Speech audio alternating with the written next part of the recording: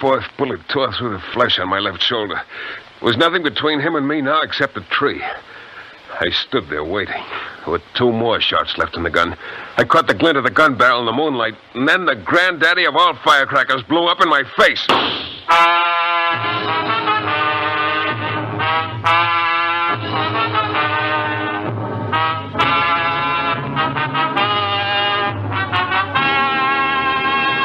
The New Adventures of Michael Shayne, Private Detective. This is your director, Bill Russo, inviting you to listen to Michael Shayne, that reckless, red-headed Irishman, back at his old haunts in New Orleans, in another transcribed episode. We call it The Hate That Killed.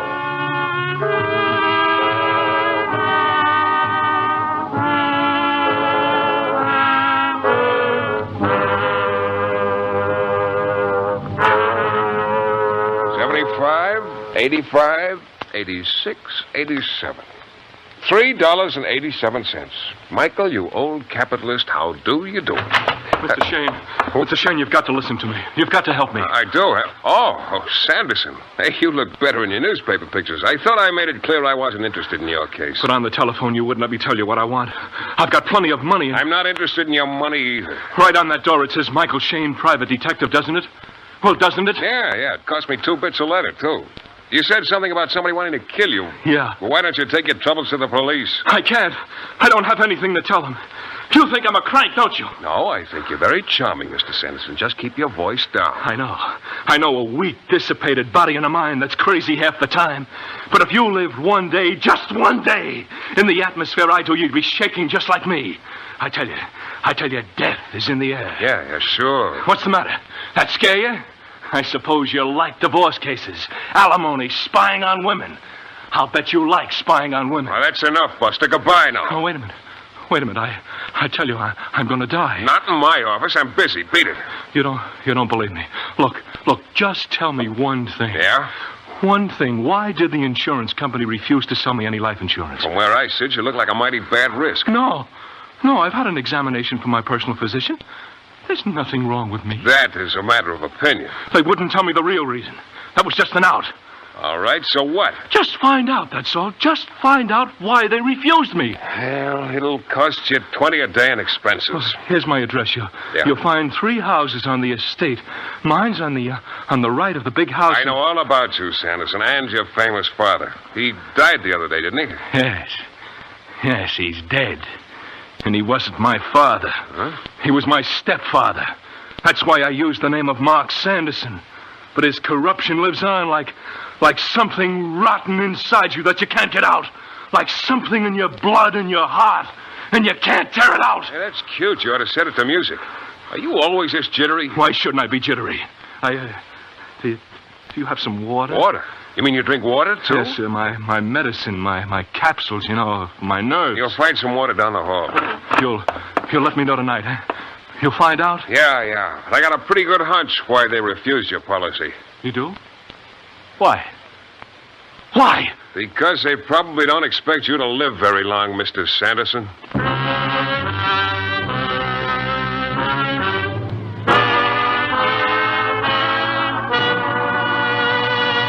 We'll return in a moment to the New Adventures of Michael Shayne and The Hate That Killed.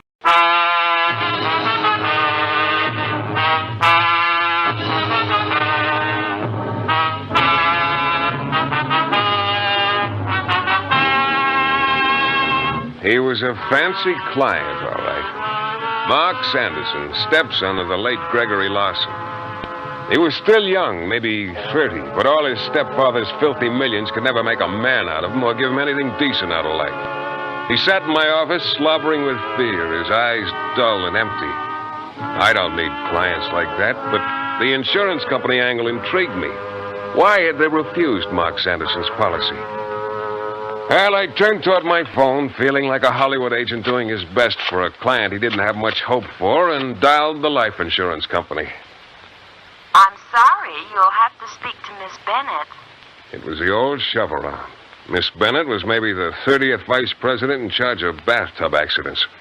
We cannot give out that information, but if you speak to Mr. Forsythe, he's the branch manager. All I had to do was mention Mark Sanderson's name, and there'd be a long pause on the other end, and then... No, sir, we can't discuss our policy with you, Mr. Shayne. The matter is closed. It is entirely within our own discretion whether or not we choose to insure Mr. Sanderson's life or anyone else's. No, I wasn't getting anywhere. Nobody was going to tell me the real reason they'd refused Mark Sanderson life insurance. I got Dave Sizenby on the phone. Dave used to be a private eye and then went to work as a detective for the insurance company. And he said he'd see what he could do.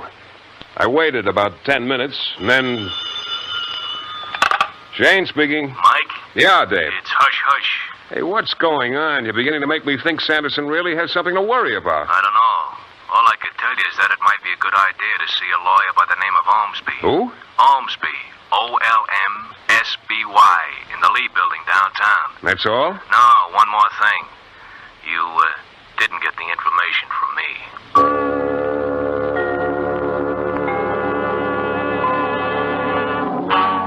Philip Ormsby, attorney at law. The office was easily as old as Ormsby himself. About 70. Dried up like a prune. His voice was like parchment, dry as dust and ready to crack. You're a shrewd young man by the look of you. And if you have in your head the good sense to avoid unnecessary trouble, you will desist from inquiring into the affairs of the Larson family. Well, that's as pretty a turn threat as I've ever heard. It's excellent advice, Mr. Shayne. As for your question, I am not at liberty to divulge any information. You mean to me? To you or anyone else. I realize Mark's hysteria has caused you some trouble. And as the family attorney, I'll be glad to pay. Smooth. I didn't think I was going to take this case, Mr. Ormsby, but you know, I'm getting more and more interested. Then you will get yourself more and more involved. Well, that's my business, Mr. Ormsby. Mr. Shayne, you must anticipate a short life. Could be, Mr. Ormsby. At least a happy one. So long, Pop.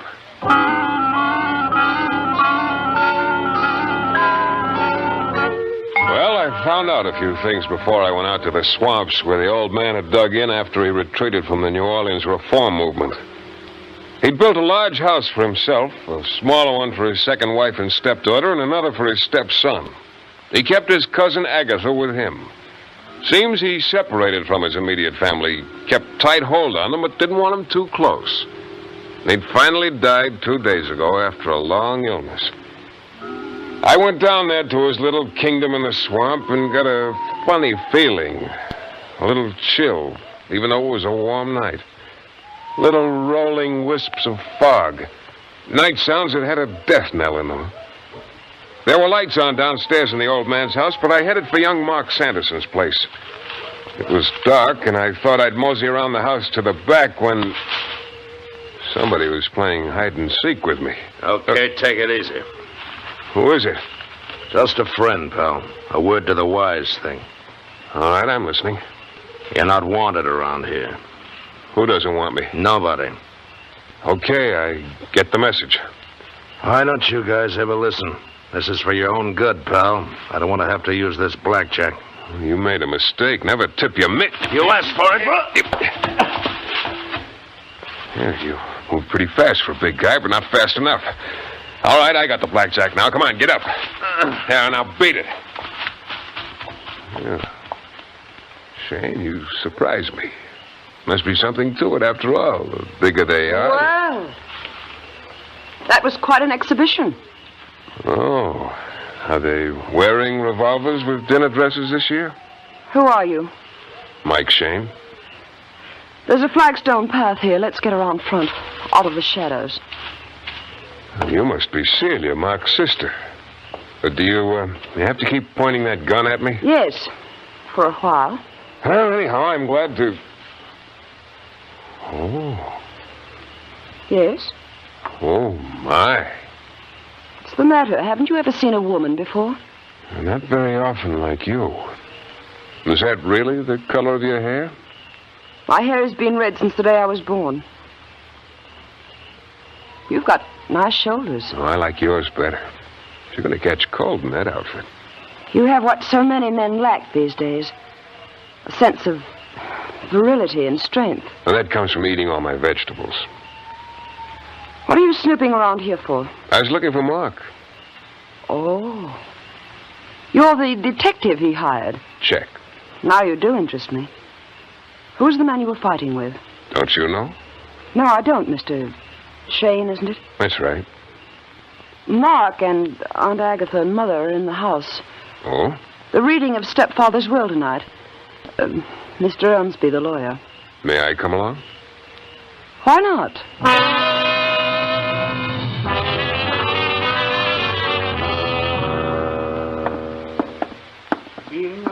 Don't go in. They've already started. So what? I want to hear that will.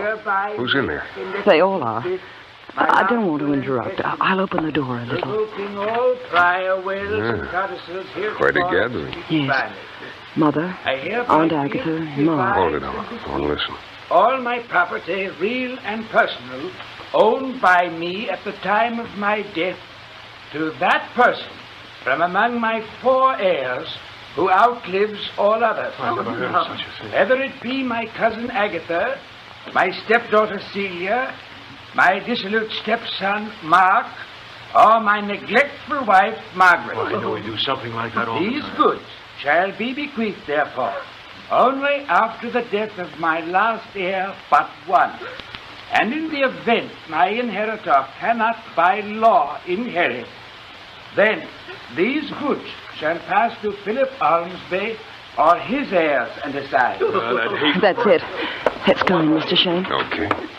Oh, we waited for you, Miss Celia. We didn't know where you were. Thank you, Mr. Elmsby. Mr. Shayne, did you hear that? Did you hear? There's your answer, Mark. That's the reason your insurance was refused. Yes, he couldn't stop hating. It's so obvious, isn't it? Dear father wants us to kill one another off. Mother. Yes, Celia. Poor mother. He couldn't leave you alone, could he? Even after he died. Oh, my mother, Mr. Shayne. Mrs. Larson. And my Aunt Agatha, father's cousin. Yeah, apparently Cousin Agatha was bored by the proceedings. Oh, and Agatha's always taking catnaps. Agatha, wake up. Mark, stop shaking her. Oh, she doesn't want to wake up. Aunt Agatha? She's not moving. She's not breathing. For a very good reason. Your Aunt Agatha's taken her last catnap. She's dead.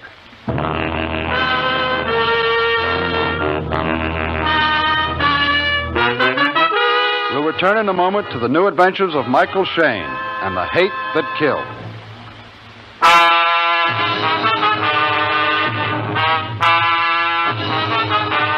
I didn't want to take the case in the first place, but it was the insurance angle that got me. Why was Mark Sanderson's insurance refused? I couldn't get any information from the insurance company. I couldn't get it from the lawyer Ormsby either. But then I found out what it was all about. The insurance company must have got wind of the terms of the old man's will. And what a will. Old Gregory Larson's wife and Mark and Celia and his cousin Agatha, all of them were heirs in a sort of 10 Little Indians routine. All his money to go to the last one to stay alive or to lawyer Ormsby. And the old man wanted them to kill each other off. It was that simple. I wanted a few words with my client, Mark, and I waited while Sergeant Lavery went through his routine with him and then decided to bust it up. I want protection. I'm a taxpayer. I don't care what you have to do. Put me in jail if you want to, but I demand slow down, protection. Sanderson. You'll blow a gasket. Where do you fit in here, Shayne? Well, like I told you, Sergeant, this is my client. I suppose now you're convinced someone is going to try to kill me, Shayne? I had a talk with your sister Celia, Mark. You didn't tell me you lived here a few days before your stepfather died. Celia and I came here just before he died. But it didn't mean anything. You heard his will. Yeah. Sergeant. What? Why don't you lock him up? Maybe jail is the safest place for him. Okay. Speak to Denton inside. Yes. Yes, I will. I will. All right, Shayne. Your client's taken care of. You can go home now. No, I think I'll stick around, Sergeant. Why? You think there's going to be more killings? Well, now, Sergeant, don't you? I was curious about Margaret Larson, Mark's mother. Why hadn't she been with her husband the last days of his life? Why had he called Mark and Celia, not her? The more time I spent in this atmosphere of death and hate, the more jittery I got. Margaret Larson was sitting in her living room. A low fire crackled in the fireplace. That was the only light in the room.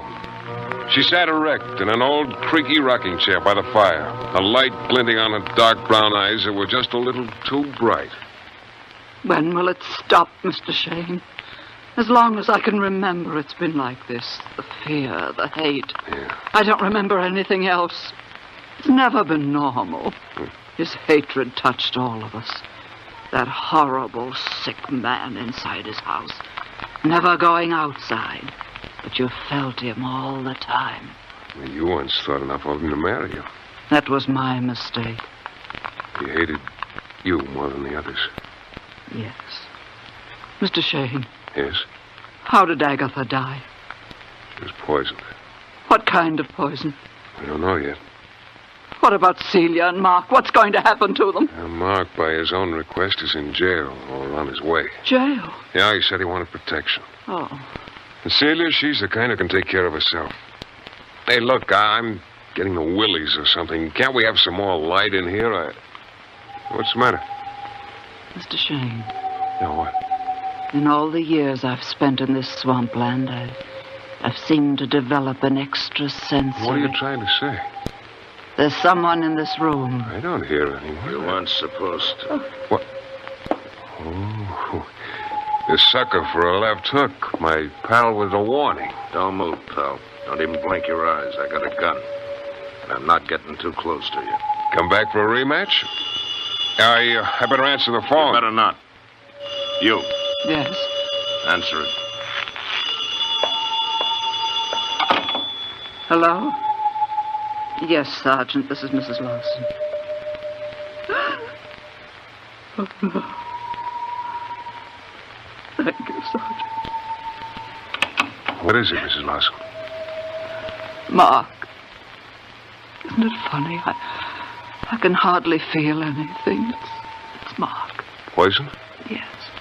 The same as Agatha. Where? In his car. He stopped to take a drink.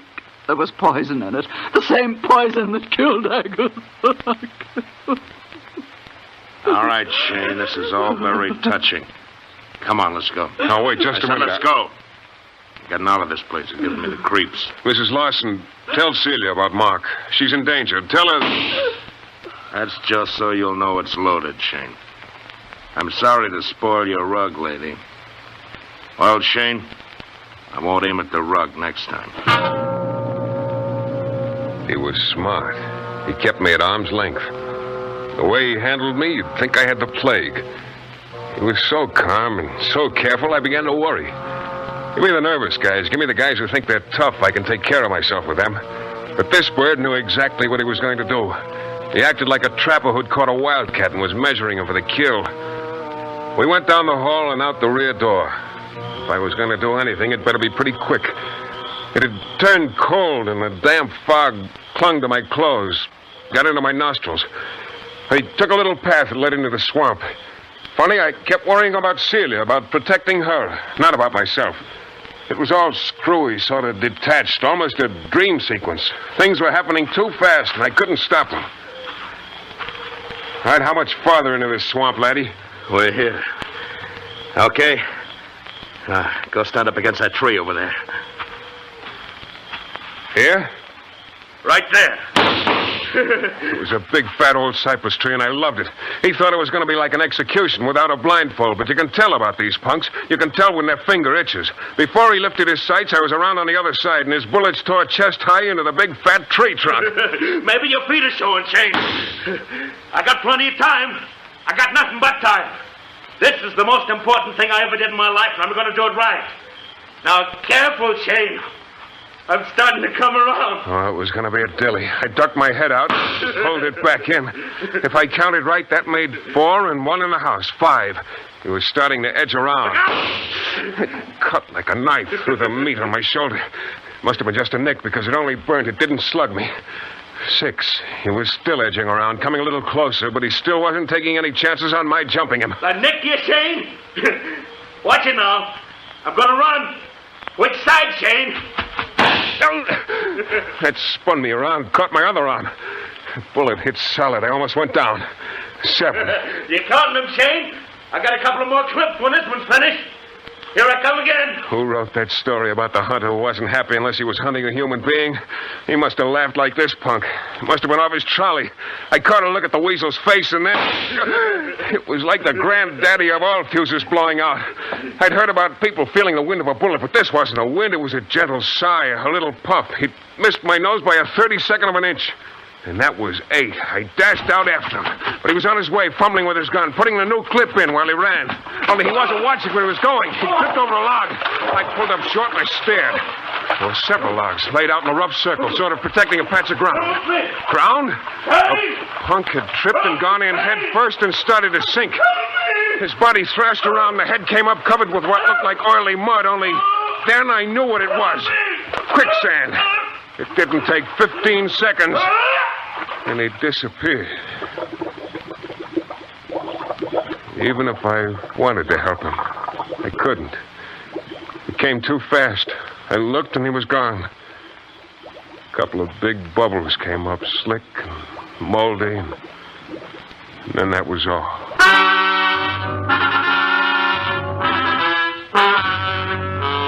On the way back out to the house, my mind was wrestling with angles and worrying about Celia so hard I almost forgot I had a slug in my shoulder. I could see a light on the second floor of Mrs. Larson's house. I prayed that meant Celia was still alive. I ran to the front door and began pounding.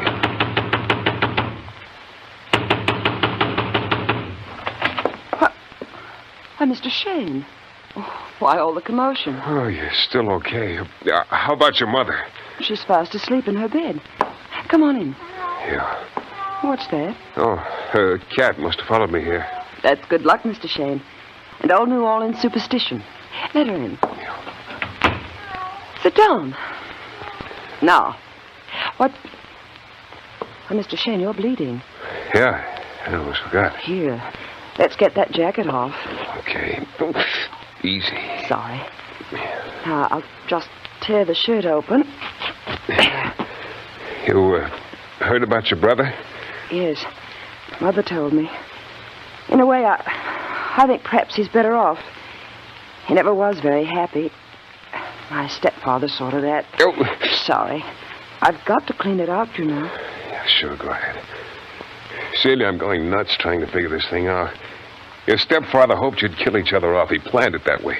But you and your mother wouldn't bite on that kind of bait. Thank you. The only other answer is Ormsby. He gets everything if all of you are taken care of. I don't have anything on him. It won't gel. I'm afraid this will sting a little. Oh. There. It's all over until the doctor takes over. Here, have a little of this.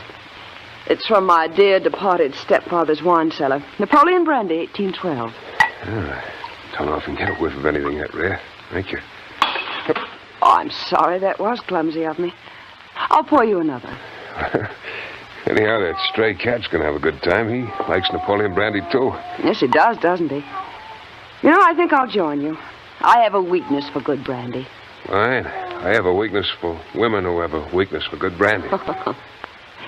Here you are, Mr. Shayne. Mike. Hey. You were right, Celia. That cat was good luck. He'll be stiff in another few minutes. What? Yeah, that brandy is spiked with enough poison to kill Gargantua. Where'd you get this brandy, Celia? Why, I think Mr. Ormsby gave it to me.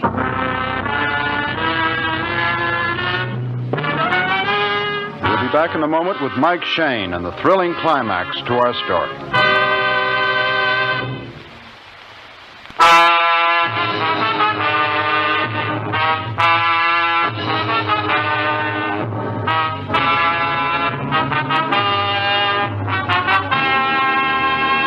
About Ormsby almost sent me off on a tangent.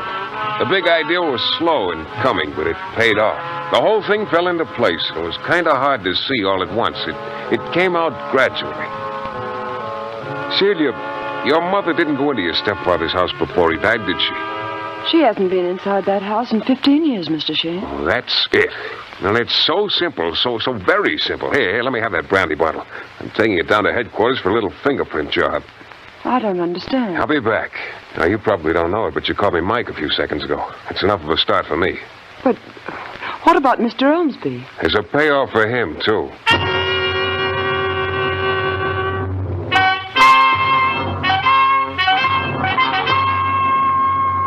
hard to believe, Shayne. There's no other explanation, Sergeant. Ormsby was the only one who knew the exact terms of the will. He'd get everything if the family were all out of the way. Yeah, he had a good idea what would happen. And he decided to wait it out. That's why he hired that character to get rid of me. Yeah, that makes sense. Ormsby didn't want anybody to get in the way of the natural course of events. Yeah, an old man hates so much he can't let it die with him.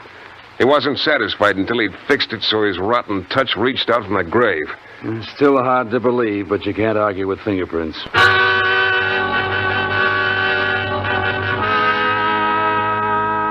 Sure. There was only one answer.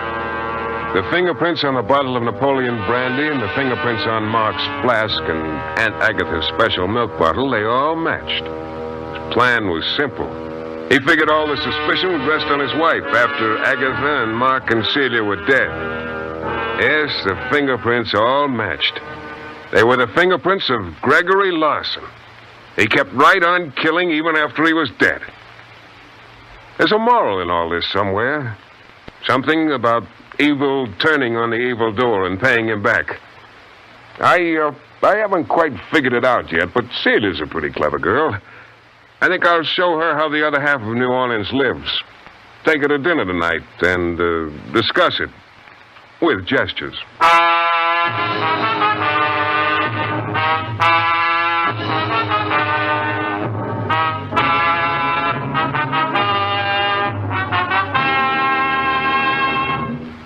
This is your director, Bill Russo, again. Our story was based on characters created by Brett Halliday.